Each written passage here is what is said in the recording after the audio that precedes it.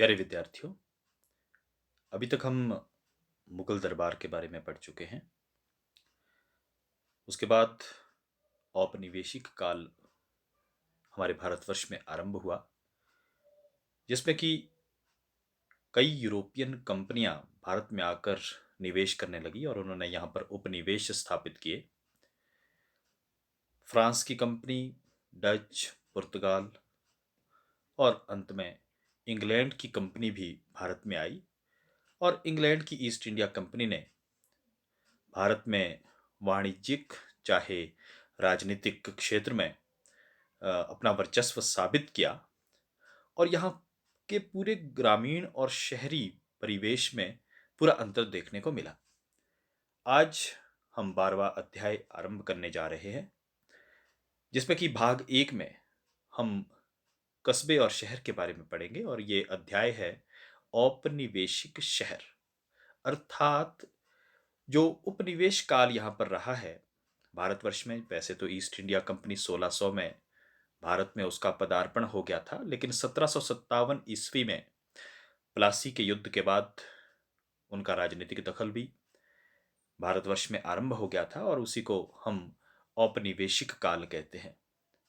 और इस काल में यहाँ के शहरों में, यहाँ के ग्रामीण परिवेश में एक अंतर देखने को मिला है। तो उसके बारे में इस अध्याय में हम पढ़ेंगे और आज विशेष तौर से इस भाग में कस्बे और शहर किस प्रकार के औपनिवेशिक काल में थे उसके बारे में पढ़ने जा रहे हैं। अंग्रेजों ने यहां कस्बे बनाए और कुछ गंज भी स्थापित किए। ये कस्बे और गंज क्या थे? वैसे तो भारतवर्ष लगभग ग्रामीण परिवेश का ही देश रहा है। यहाँ की अर्थव्यवस्था कृषि प्रधान अर्थव्यवस्था थी। अधिकतर लोग गांव में ही रहते थे, अपनी खेती बाड़ी करते थे या जंगलों से संग्रहण करने का काम करते थे या पशुपालन उनकी आजीविका होती थी मुख्य। उसी से वो जीवन निर्वाह करते थे। लेकिन जैसे जैसे यहाँ पर व्यापार की गतिविधियां बढ़ने लग गई, खासतौर से औपनिवेशिक काल के बाद या मुगल काल के दौरान भी, तो कुछ कस्बे बनने लग गए। ये कस्बे गांवों के क्षेत्र में ही एक लघु नगर कहा जा सकता है, जो कि उस पूरे क्षेत्र का एक केंद्र बिंदु हुआ करता था।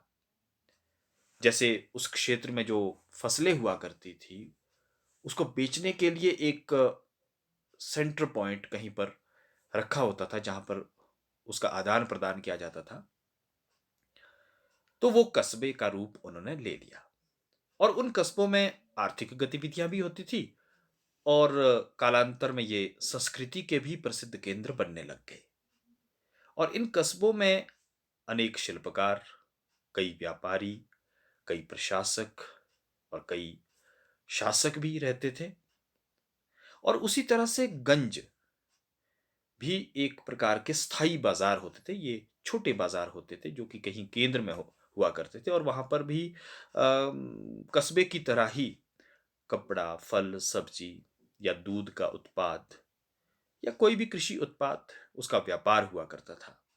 और जो कोई खास परिवार होते थे, विशिष्ट परिवार होते थे या सेना के लिए जो लोग होते थे, उनके लिए वहां से सामग्री भी उपलब्ध करवाई जाती थी और वे लोग रहते भी उन्हीं क्षेत्रों में थे। तो ये कस्बा और गंज, इस प्रकार की गतिविधियां वहां पर देखने को मिलती थी। ये लगभग गांव और कस्बा में एक पृथकता अनिश्चित होती थी। ज्यादा उसमें अंतर आप देख नहीं सकते थे।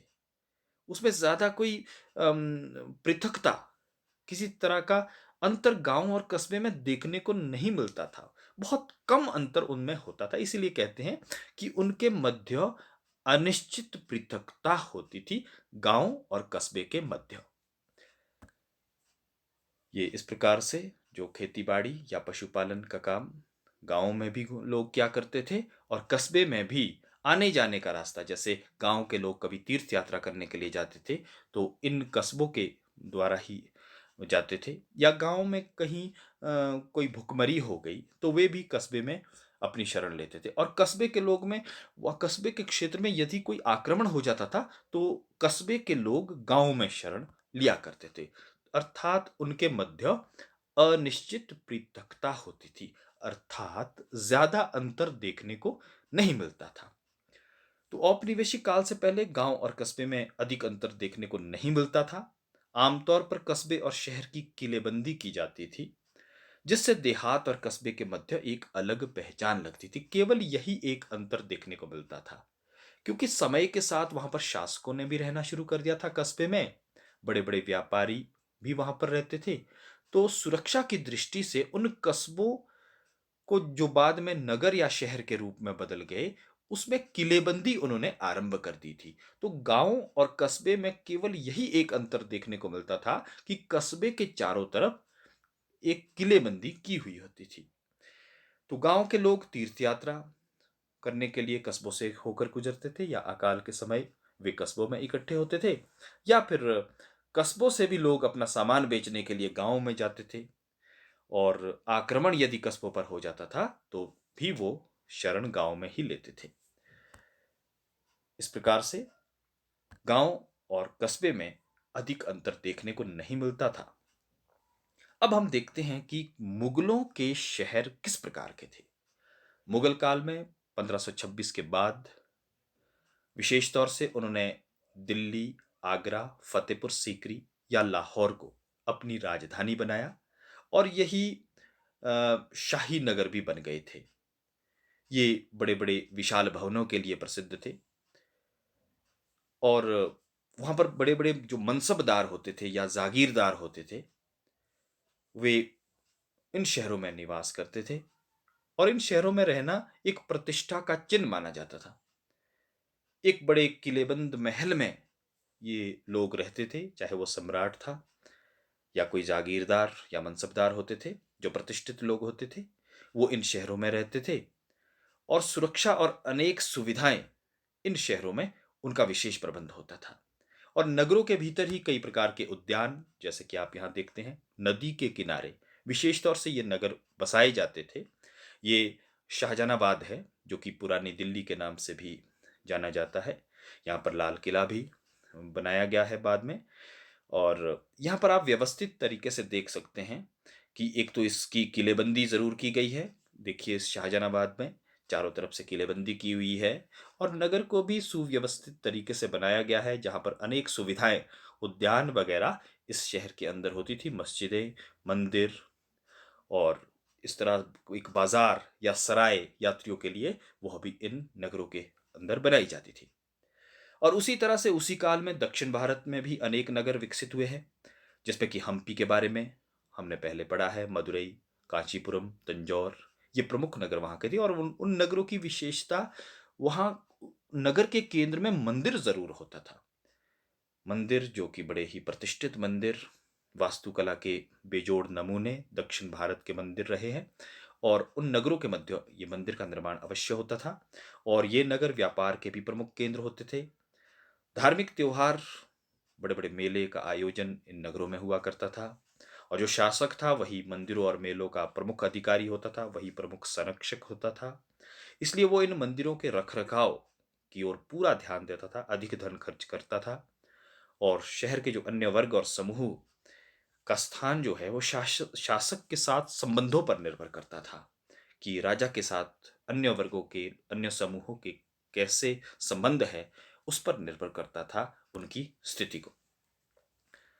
अब ये जो नगर बसे थे, चाहे वो मुगल काल के हो या मुगल काल के बाद औपनिवेशिक काल में, उनकी सुरक्षा का विशेष ध्यान रखना होता था। और इसीलिए कोतवाल की नियुक्ति, वहाँ का जो लॉ एंड ऑर्डर, कानून व्यवस्था बनाए रखने के लिए एक राजकीय अधिकारी नियुक्त किया जाता था, जिसे कोतवाल कहते थे। तो ये कोतवाल नगर की जो कानून व्यवस्था है उसको बनाए रखता था, आंतरिक मामलों पर भी नजर बनाए रखता था। और वह नगर का एक प्रमुख पुलिस अधिकारी होता था। वो नगर में होने वाले अपराध, उनको भी रोकता था, और जेलों का प्रबंध करता था, बाहर से आने वाले यात्रियों की देखभाल करता था, उन पर कड़ी नजर भी रखता था। और यदि कोई विद्रोह समय समय पर जैसे कि उस समय होते रहते थे, उनका उनके ऊपर पूरी नजर रखता था और उनका दमन भी करता था। जो हमारे प्रथम प्रधानमंत्री पंडित जवाहरलाल नेहरू रहे, उनके दादा गंगाधर नेहरू, ये 1857 के विद्रोह से पहले दिल्ली के कोतवाल रहे हैं।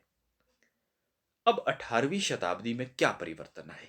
मुगल काल का जब पतन होने लगा था, उस समय किस प्रकार के शहरों में बदलाव देखने को मिला है? क्योंकि मुगल काल में तो जो वहाँ की राजधानियाँ समय समय पर मुगल सम्राटों ने बनाई, दिल्ली, आगरा, फतेहपुर सीकरी, इन शहरों को उन्होंने बसाया था और आज भी हमारे लिए एक धरोहर है वहाँ पर बनाई गई मुगलों के द्वारा इमारतें।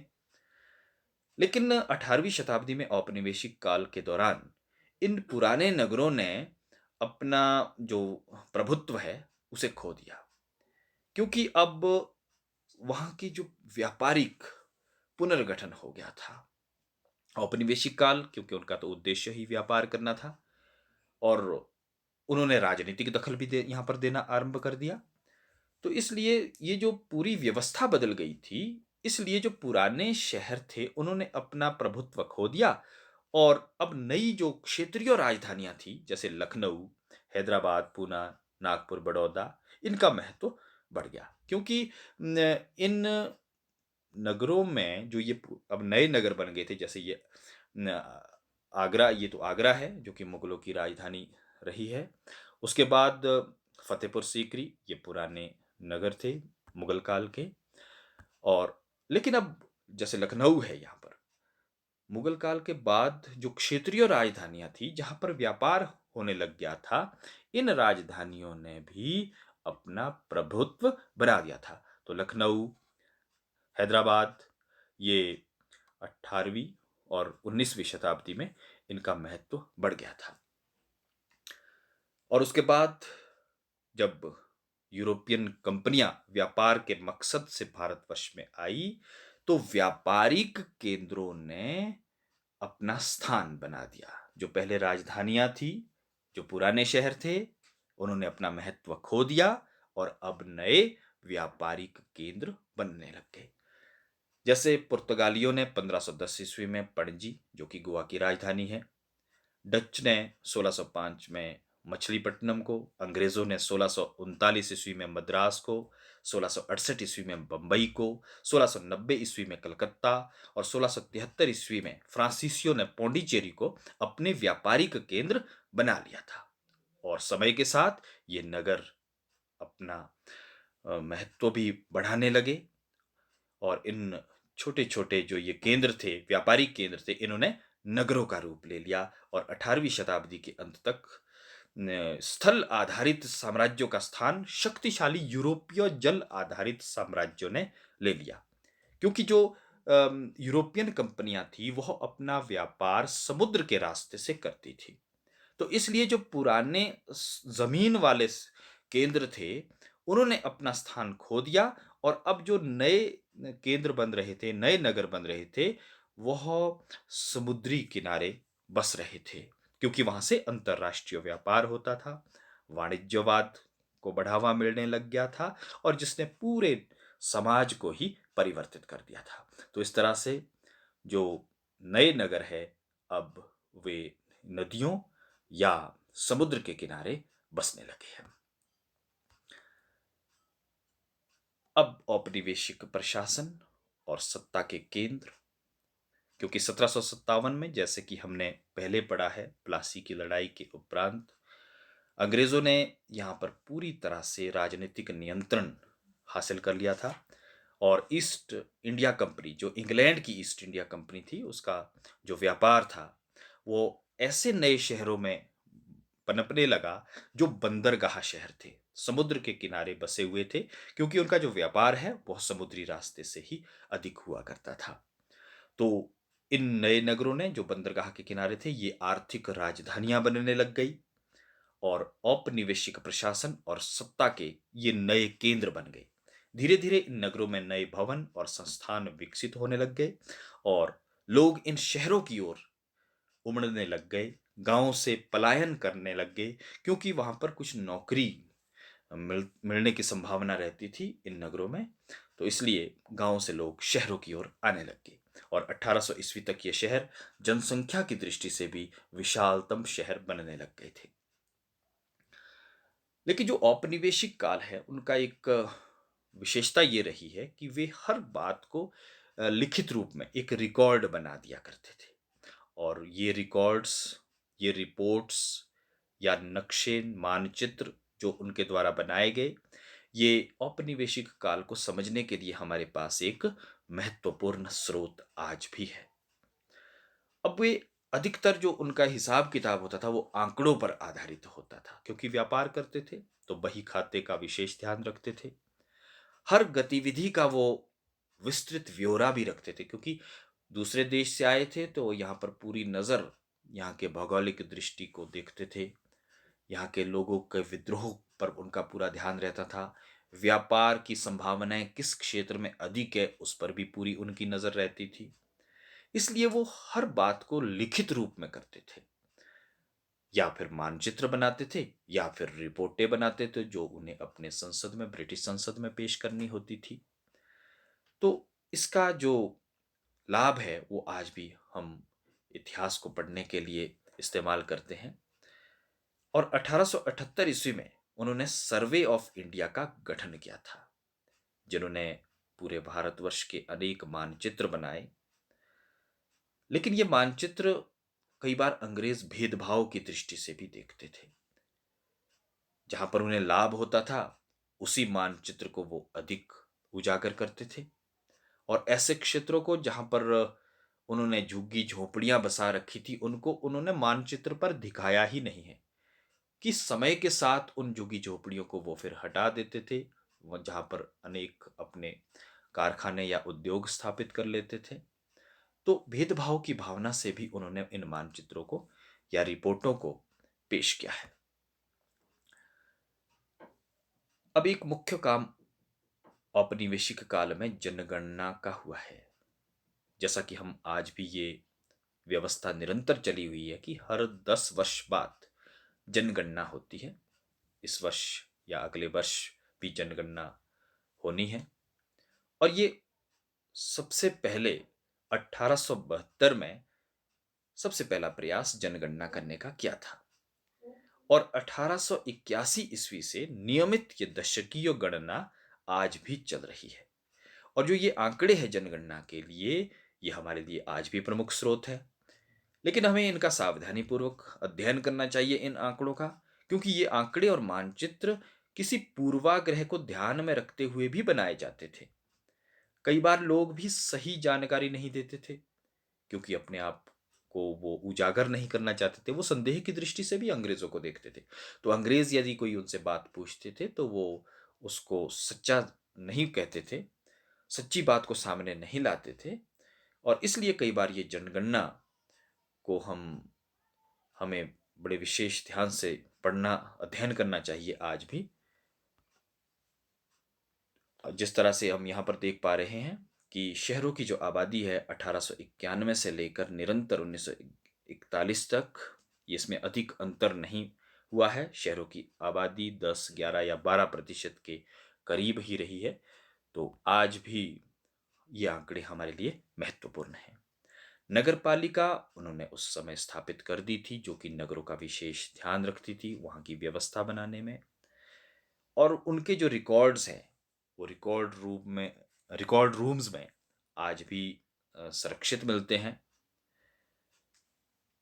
19वीं शताब्दी के अंत तक अंग्रेजों ने अपने रिकॉर्ड्स बनाए नगर पालिका के द्वारा, और इनको बड़े ध्यान से आज भी रखा हुआ है। और ये जो नगर पालिकाएं होती थी, ये शहर में सड़कें, स्वच्छ पानी, रोशनी का इंतज़ाम, जल निकासी का इंतज़ाम या स्वास्थ्य व्यवस्था का प्रबंध नगर पालिकाएं नगरों में किया करती थी। लेकिन समय के साथ बदलाव भी देखने को मिला, खासतौर से 19वीं शताब्दी के उत्तरार्ध में, क्योंकि यहाँ रेलगाड़ी का आगमन हो गया था। अब नए शहर बदल गए थे। जो पुराने समुद्र के किनारे या नदियों के किनारे नगर बसे थे, अब उन्होंने भी अपना रूप बदलना आरंभ कर दिया। अब नए नगर वह स्थापित होने लग गए जो रेलवे स्टेशन के आसपास थे, क्योंकि 1853 ईस्वी में लॉर्ड डलहौजी ने यहाँ पर रेलवे की शुरुआत की थी, और इसलिए अब जो पुराने नगर थे वो अपना अस्तित्व खोने लगे थे। और रेलवे के विस्तार के बाद जैसे जमालपुर है, ग्वालियर है, बरेली है, ये नए रेलवे नगर अस्तित्व में आए हैं। लॉर्ड डलहौजी जिन्होंने सबसे पहले यहाँ पर रेल की शुरुआत की, ये एक मील का पत्थर साबित हुआ है भारतवर्ष की तरक्की में, भारतवर्ष की विकास यात्रा में। तो इस तरह से हमने एक बदलाव देखा है मुगल काल से बाद 19वीं शताब्दी तक। पहले मुगल काल में मुगल राजधानियां जो थी वह शहरों का रूप थी, नए कस्बे बनने लग गए थे, गंज बाजार बनने लग गए थे, जिसके द्वारा वस्तुओं का आदान प्रदान या व्यापार होता था। समय के साथ औपनिवेशिक काल में कुछ ऐसे नगर आ गए जो कि क्षेत्रीय राजधानियां थी, जिनके द्वारा व्यापार हुआ करता था। पुराने नगरों ने, पुराने शहरों ने अपना अस्तित्व खो दिया। फिर उसके बाद बंदरगाह वाले नगर, मद्रास, बंबई, चेन्नई, ये नगर अस्तित्व में आए जो समुद्र के किनारे बसे हुए नगर थे। या फिर उसके बाद जो रेलवे स्टेशन के किनारे जो नगर थे वे अस्तित्व में आए। तो एक बदलाव की लहर इन 300-400 वर्ष के दौरान हम शहरों के रूप में देखते हैं। इसी के साथ ये भाग 1 जिसमें कि हमने कस्बे और शहरों के बारे में पढ़ा है, ये यहीं पर समाप्त होता है। आप सब सुरक्षित रहें। बहुत बहुत धन्यवाद।